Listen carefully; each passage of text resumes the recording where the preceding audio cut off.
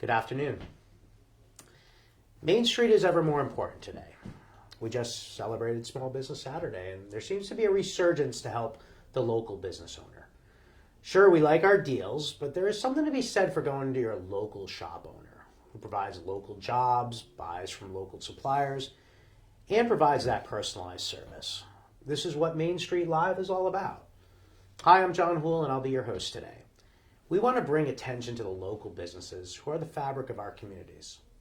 Today, we start with an insurance agency that insures many of these local businesses and communities throughout Rhode Island. But like many of the businesses he insures, Ken Thompson, the owner of Thompson Insurance Group, has his own unique story on how he started and grew a successful business.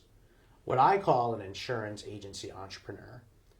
Ken has acquired 3 agencies over the last 5 years. He came from the investment and life insurance side of the industry, but made the pivot to property and casualty insurance. Is Ken an owner by accident, like so many of us? Or is he a tactician who sees his opportunity?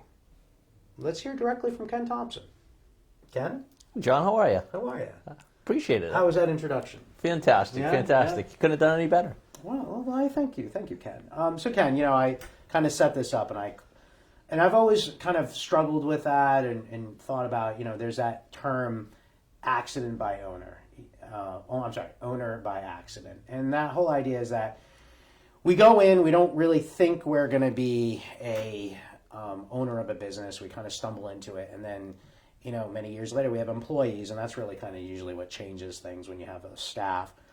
But you were in the life insurance business, and you were working for a pretty good-sized company, and something attracted you to the independent insurance agency network model. Tell us about how you got into this business and why you chose it. Part of it, being a business owner, my family's always owned small businesses, florist shops, they had antique shops, so I kind of knew that side of it. Mm-hmm. I was very intrigued. I liked the idea of what you can get out of it. You could have some free time. There's a chance to make more income. There's a chance of selling the business. So I kind of had that introduction when I was younger. So you always wanted to be your own boss. Correct. Is it fair to say? Correct. Okay. But coming into the life insurance side, you didn't really see that. You saw, okay, I can work with a company, but really you're working for that company. But you had freedom though, right? You did. Yeah. Yeah, you had freedom, but the only thing is to build your own shop and go independent is very difficult on the life insurance side of investment. Very few do that. So I happened to, just kind of stumbling into the industry, literally stumbled into it. This is the independent insurance agency. Correct. Yeah, okay. I worked for Prudential at the time, so there was an agent that used to come in and report to me. And he had a contract where he could still work with the main company, Prudential, but he had an independent insurance agency that he negotiated to keep, which was totally independent of it. After a couple of years of conversations, he said, listen, if you ever think of leaving a big company, come to this side. I'll show you the business. Come in, train, and eventually if you start to build up your own business or something comes available, then take your book and start going with it and call me back when I think about retiring. So what was that opportunity initially? So an independent agency came available? Yeah, so I worked for, if you don't mind mentioning, State Line Insurance. So Virgil Sales showed me that side. Virgil. Nice yeah, gentleman. Great guy. My family loves him. His wife used to babysit my kids, so it's a kind of a great start. So he showed me the kind of the side of how to get contracts in companies, how to write the business, how to have a management system, kind of build up that side. Probably maybe about 6 years after that, maybe 7, there was a very small agency that came up for sale. Was this in Rhode Island or Massachusetts? Rhode Island. Okay. Yep. So it was a father and daughter, and he just says, I'm thinking of getting out of the business. I don't want to get any more markets. So I made an offer, and he said, absolutely, What was the name of that agency? Insurance House Group. Okay. Yep. So in East Providence, so it was just down the street from Virgil. And Virgil, man of his word, he said, take all your clients. I'll help you get appointed with those companies. So he helped you with this. Absolutely. He was involved in the whole rollout. Instrumental. It's interesting. There's an agent in my life, Brian Hunter, and I can say that, who was equally instrumental in the founding of my company. I'm just seeing that like Virgil was your Brian Hunter, or Brian Hunter is my Virgil, that kind of thing. It's interesting that these guys, and I think that they came up kind of not from the same mean streets of East Providence or Mainville, right, but they knew what it was like to be an entrepreneur or a small business person, and they kind of took us under their wings, so to speak. I agree 100%.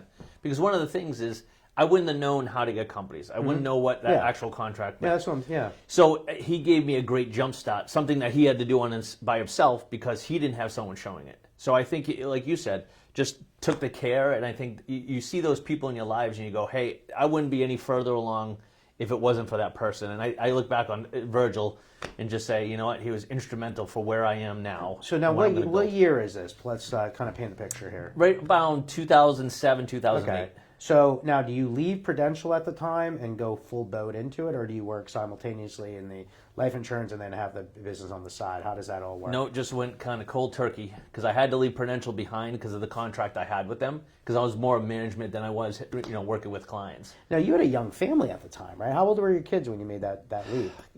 Probably, let's see, 8 and 6. So that must have been an interesting conversation you had with your Oh, wife. boy. And you said, hey, I'm going to leave my really good, high-paying job, and I'm going to go into the property and casualty insurance business, something I know nothing about. Exactly. But I'm going to do it. And so how did that conversation Well, it was even better go? because at the time she was a stay-home mom. Okay. So now all of a sudden I said, listen, you had to trust me when I came out of college and said, hey, let me try insurance. Which, my mom was mortified because, I spent 4 years in college to go sell life insurance. She said, you could have did that right out of the gates. So when I told my wife this, she says, listen, you've done well up to this point. You've made sacrifices, and I trust the risk. I always call it, it's that educated risk. Mm-hmm. So I knew what I was getting into and knew what I could do, and it's just a matter of putting in the amount of hours. So she kind of said, you know what, I'm scared for us, but let's try it. Worst case scenario, you go back to selling life insurance, and you know that very well, and it'll work for somebody else. So that was kind of that little extra push she gave me to, give it a try. So this is 2007, 2008. Yep. How long did you run that business until the next opportunity came? Well, here's the thing. I started cultivating a couple of different people. It's kind of those conversations. You're sitting at the bar and you say, hey, if you ever think of leaving the agency, if your family's not going to get, can you give me a call? So you're saying a lot of insurance agents are at bars? Well, what, we're going to start lying to each other on our first episode? No. But no, it was after a convention, and I just happened to be, sitting next to someone and just had a great conversation and said, here's my view if I was to Oh, so buy these your are at agency. agency events. You Correct. start talking to people. Okay. I got Correct. It kind of just filtered out and just said, hey, this is my thoughts on what I would do if I was able to buy your agency. And I had a couple of them where it took 3 or 4 years to really cultivate to all of a sudden where they said, you know what, we've had a conversation long enough. Let's really start putting the numbers So down. you put it out there. You let people know that I am interested in maybe acquiring agencies. So it was out there. And so then when someone was ready to sell, they called you? Is Yeah. that how it happened? Exactly. And it's kind of selling myself. You know what I mean? It's not like, hey, call me when you're ready. I kept kind of making sure that I would run into them, mention different things that I had going on. You know what I mean? It was kind of selling myself a why. Don't pick this other agency, pick my agency, or pick me to buy the agency. So I had to sell myself in that way. That was kind of my role at that time, is to go out and sell myself to how I could cultivate their office further into the future. So who bought first? So tell me about that first big transaction. The first one I negotiated was with Christina Lazola. I happened to go in there. She says, I'm not ready to sell yet, but I think we can really work together, build a business, and at some point when you're ready, let's talk about buying me. And she was another East Providence agency. Yep. So you're talking to other fellow agents, like literally a mile or two down the road. Correct. Right? Correct. So, some of them said, you know what, I don't want to be a competitor. I'd rather let's merge in, and that's what Christina wanted to do. So, we built up a nice business practice there. But I think the biggest opportunity I had was eventually Dave Susi and I sat down, and he says, you know what, I think I'm done with insurance. Let's talk this through. And it was over a period of 12, 15 months of real sitting down and saying, okay, this is what I'm thinking, what are you thinking? And we went back and forth on it. And it just came to, January 2018 is when we finally, put everything together, and that's when we made the leap together. Excuse me. And I remember the conversation we had, and when Dave asked me to go to lunch with you, it was probably around this time, about 3 years ago? Mm-hmm. And I was surprised. I said, Lazola Thompson's buying Susi Insurance. Is a smaller agency buying a bigger agency. But it wasn't the smaller agency buying the bigger agency. It was Ken Thompson who had a vision for what he thought or what he could see as a future insurance agency group. Tell me about that. How did that whole transaction go from Lazola Insurance to then Susi Insurance and then to what you created, which was that Thompson Insurance Group? Absolutely. I just kind of looked around for all the years of experience. I looked at what other agencies did and said, hey, I wouldn't want to do it that way. I'd want to do it this way. And that's when I just started writing the notes and said, if I could eventually buy my own agencies, how would I create that? And my thought was, and I think why Dave Susi picked me and a few others, they like the idea that their name will always remain. So Susi Insurance will be a member of Thompson Insurance Group. We'll always have it there. The reason why we're here is because of Susi being a great agency for all that time. I didn't want it to go away. So as I sat and kind of put these ideas out to different agencies, they loved that idea. They didn't want their name merged off the marquee and say, hey, it's no longer there. And in the case of Susi and with Lazola, I mean, these are agencies that had long-standing impact in their community. Susi Insurance had been around for 100 years. Lazola was... Since 1968. 1968, and these are long-standing, entrenched in their community, so that was probably very important to them. So then tell me about what happens next. You kind of go full circle back, but before you go full circle back with Virgil, there's another agency on the way. So tell us about that transaction. Yep, so MKI Insurance, or Mercy and Kaczynski. Again, it was more of, had a conversation. He used to sit on the board with me, and we just had conversations on where he was going with it, if I could help him in any way. And one day he just said, you know what, I think I'm going to really make the leap somewhere else. It was a family business. His dad passed away, and he just had other ideas and endeavors he wanted to be a part of. So we kind of sat and talked and said, hey, what's the vision for my office if I was to sell to you? Same idea, we'll always have that name on there. It was very important to him and his family. So he had it, and again, part of this is a lot of the employees have stayed on. Mm-hmm. I think probably like 95% of the employees have stayed on, which has been incredible. And that was a huge piece to each of the agency owners who sold.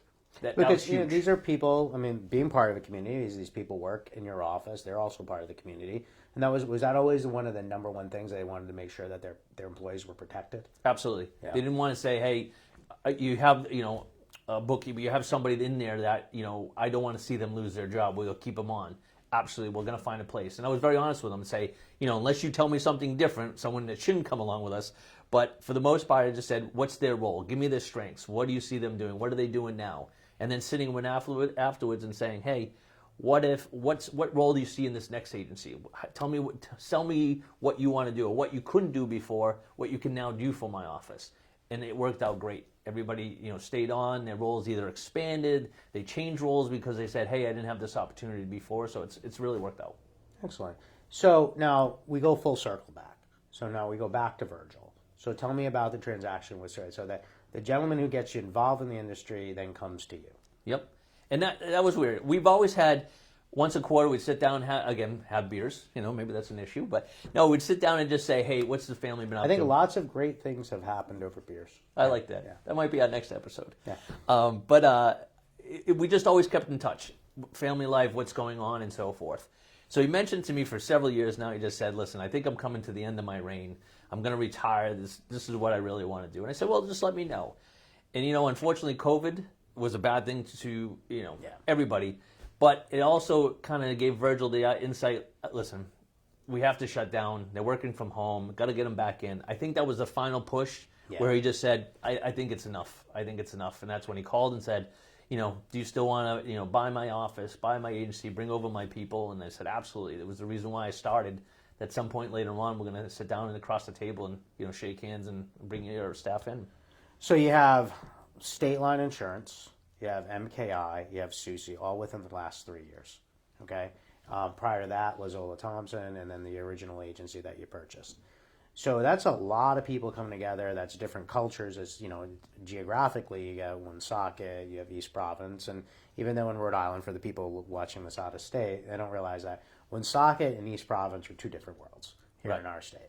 So how do you bridge that gap? How do you, even though you have the separate names, you're still operating all these different agency names, but then you're under one group, that Thompson Insurance Group. So how do you create that culture of being all together? That was the hardest part. Again, small business owner, many hats. So now I sit and I bounce things off the key people in my office, but it's just me sitting there going, how am I going to make this all work? From my personal experience, what we ended up doing is just, sitting down, what's your strengths? What things that we need to work on? What do you want to see different than what that's been going on in an office for all that time?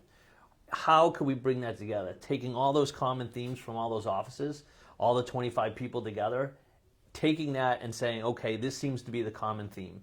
How can we build on this? How can we change some of the things that haven't worked before?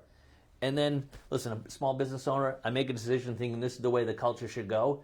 I've been wrong multiple times where I thought this, but we ended up going a different direction. So when you're wrong, what do you do? How do you handle it? I just blatantly come out. Listen, Yep. here's the reasons It's why okay I to make a chose mistake. it. Yep. Absolutely. Here's the reason why I chose it. I give them the facts of what I went on, and I just misplayed it. But isn't that the sign of a successful entrepreneur too? That, all right, you make mistakes, but then you recover and you move on, and you're quick to react, after analyzing maybe what went wrong, and then you move on and you do it again, right? Because you only have to hit it once, right? Correct. To be successful. Correct. So there's a lot of trial and error sometimes. Absolutely. Yeah. And the other part is you have some key people in the office. And now what I've found out, go to those key people. Here's the idea I have. Put some bullet holes in it. Yep. Be honest with me. Tell me anything. I don't care if you hurt my feelings. Tell me what I worked on. Even if it's something I worked on for 6 months and they say, you missed the mark there and here's why.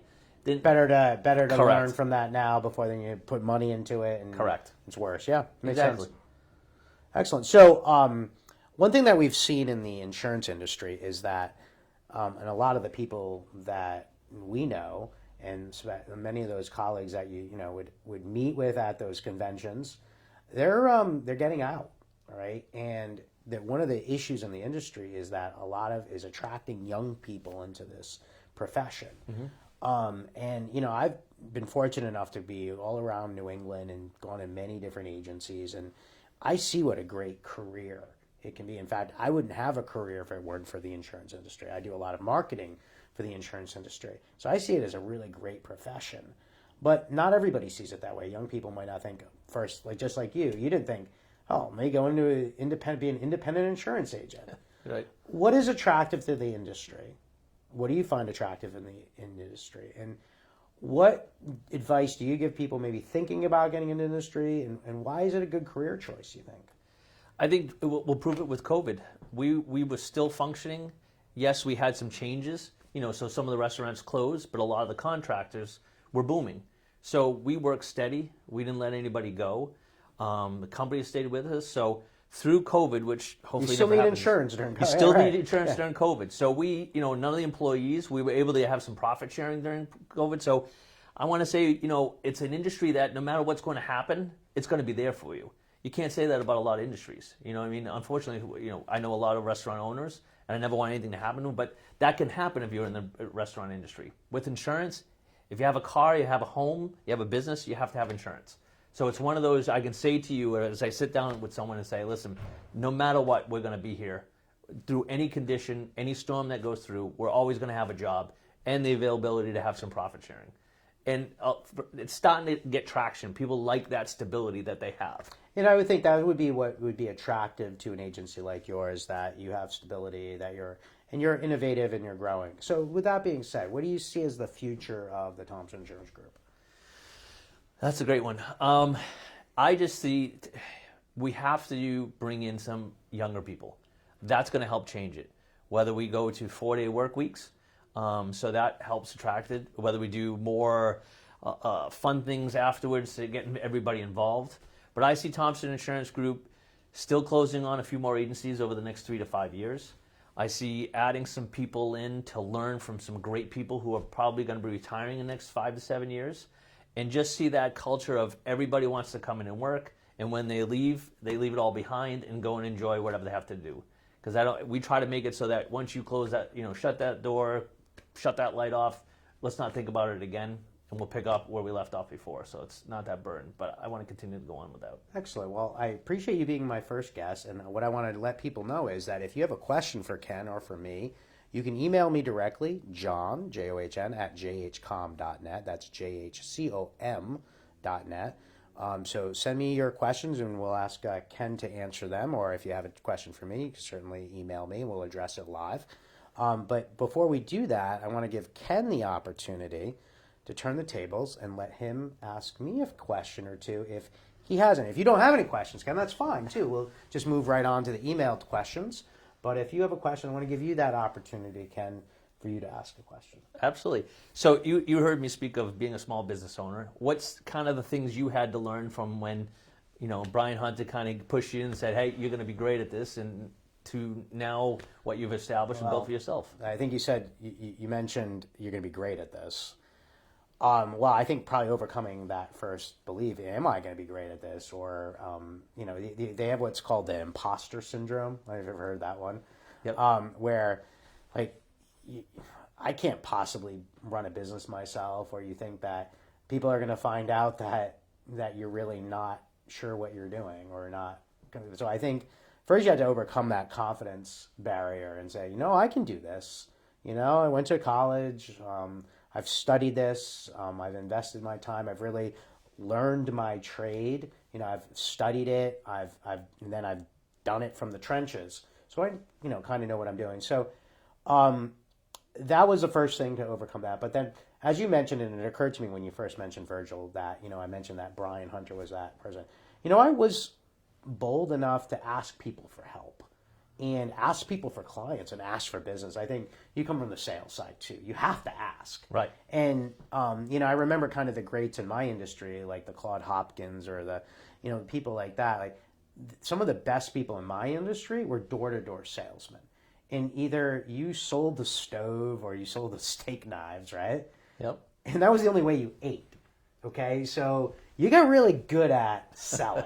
Right. Okay, and it's not like I wasn't going to eat, but I'd have to go back with my tail between my legs and go back to mom and dad and be like, hey, can I eat here tonight because I can't afford it myself? So that was a source of pride there. You don't have to go after going to college and coming back and be like, look, mom and dad, can you help me out here, or borrow money, stuff like that. You don't want to have to do that. So I think that was a motivating factor. So it's either sink or swim. Like Yep. you either make it. There's really no room for error. You're either out of business, and then you're gonna go, work a job you probably don't want to do, or you're gonna make it work. So Right. I think that's kind of had a lot to do, and I think I see that in you too, and I think that's why we've become good friends, is because we both.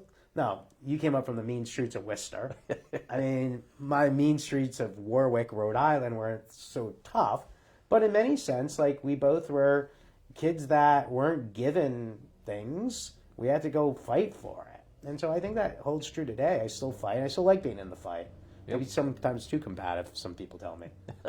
No, I agree. And the other part is the first employee, second employee is having that anxiety of, oh my God, their financials future is in your hands. And by the way, believe in me, we're going to make a great thing happen. That gave me panic in the very beginning, too. Well, funny you say that, because actually Anna was one of my first employees, and she's still here today, like 18 years later, right? And I remember when she was starting, and the whole reason I brought her in is I had rented space downstairs in this building, and I was going to go out and sell and be out so I was out and about trying to develop business, and I would always go to people's offices and I'd work from there, and I'd try to develop new business. So I needed someone to answer the phones here if someone called. And I remember thinking when she started, my God, what happens if the phone doesn't ring all day? Is she going to think I'm some sort of fraud? I was worried about that. Like you're hiring someone to come help you out, and she's like, nothing's happened all day. Where am I working? Why am I here? Why am I here? So, I definitely had that anxiety. And again, back to that imposter syndrome, like, if people are going to think I'm real. Is this real? And then, again, you start doing work. And the thing you learn is the reward for good work is more work. Correct. And that's kind of how it all happened. I agree. So you want to take some questions, or do you have any more questions for me? No, I think you. So we have looks like we have, we've gone our half hour, but if people still want to tune in and watch, I think we'll go on for another 5 minutes and answer some questions. I say let's do it. So, I mean, since this isn't a TV show, has to be over in a half hour. We're live streaming, so we can go that extra 5 minutes. That's kind of the beauty of a live stream. So, love it. So let me see. We got a question from, looks like Jen from Cranston. And she asks what channels we like to promote when we do business. And I think that's a good question. And in true honesty here, you are a client of ours. Yep. So we do a lot of business for insurance agents and medical practices and restaurants and what I call Main Street businesses. And that's always the big question, where should I put my advertising dollars? Because these are they don't have, infinite budgets. It's not like we don't represent Apple and Facebook and places like that where, they can buy their way into rating points and stuff like that. So everyone's money is it means a lot to them. So what I see today, I still see video as being an important area. I think doing videos like this, and I think there's many channels for that video. You can still do traditional television. It's even more targeted today. I'm a big fan of cable TV, but still love broadcast TV. Still get a lot of eyeballs watching the local news. Still do radio. But then we complement that with a lot of streaming and digital media. Again, that can be very targeted to get in front of the right audience. So that's a lot of what we do. And then we also do email marketing and things like that. So that's kind of where I tend to put people. But let me see if we got any more questions. Looks like we got someone from Westerly, actually, a friend of yours. And he asks, is it true that you lived out of your car? I think Gary may be messing with you a little bit. Correct. I think yes. I think. But you might not have lived out of your car, but I think that whole idea behind it is kind of like that salesperson, that dogged salesperson that's out there hustling, and maybe that's what Gary's really getting to. That maybe he doesn't think it's a metaphor. You didn't really live out of your car, but you had that mentality as a salesperson. Would you say that's fair? Well, one, I don't think Gary knows what a metaphor is. So we're going to give him extra credit for trying on that. No, but I think that's what it is. I think you're exactly right. I just remember on the life insurance side, I would be at the office 7 o'clock, be home by 9. And my car looked like I was living at it. Because whether it was grab a sandwich, put it out there, throw the next client on the thing, and then Saturday was clean out the car day and figure out what I did. Because you're out hustling. No, yeah, cool. You know what I mean? So I think it's kind of that. That's where you live, because if you're a sales, you're going anywhere for that sale. And that's what I had to do for whether it's the property casualty side or going to see an agency principal and saying, hey, give me the opportunity, or it was trying to get someone to come into the business. I'm always on the road. The poor car takes the abuse. All right. Well, I think we have time for one more question. Good for one more question? Yeah. All right, let's see. We'll take one more question, and it is from, let's see. Okay, it's from Brian from Manville. So Brian from Manville wants to know, other than Virgil, who have been your key inspirations in your life? Would you Wow. And it can be in its personal or business, he says. Doesn't have to be just business. Like, who personally in your life has been your inspiration? I'd have to do it. It's multiple. Mom work ethic. She always held down 2 jobs, whether she owned her own business and had to work a second job for health insurance. That was where I got my inspiration. Hey, no one's going to hand it to you. Go out and just build it. Yeah. And then honestly, is this going to sound corny? And Gary's probably going to send something in, or maybe Rick. My wife, for all the ridiculous things I've tried and ideas that I had to go to my wife and say, okay, I got another one. Here's another agency we're going to buy. Or, hey, by the way, can you sign off on this debt through the bank? It's going to be good, I promise. There's no one else. What is it? The yin to the yang. She's just the rock. Thank God she's a little different than me. She kind of keeps me grounded. So that would be the second part to that. Going with your mom and your wife, I think, is some really sound advice, and I think that's a great way to close. If you're going to be thanking anyone in this world, thank your mom and thank your wife. And I think that's a great way to conclude. Ken, any closing thoughts? No, I appreciate it. I love this stuff. I love talking to successful people, and I look forward to seeing who you bring on next, because I love taking little ideas from everybody.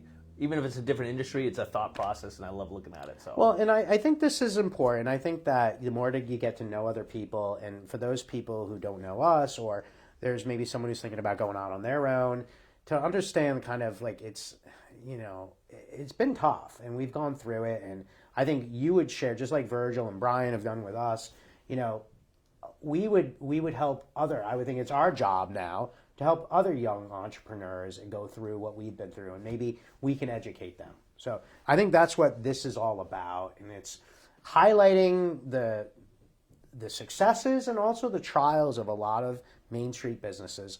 And I think we could be helpful and educate them. So Awesome. Thanks for spending your lunch with me. I appreciate it. And thank you, everyone who tuned in. And we'll look forward to coming back in January with a new fresh episode. Thanks very much. Perfect. Thank you. Thank you.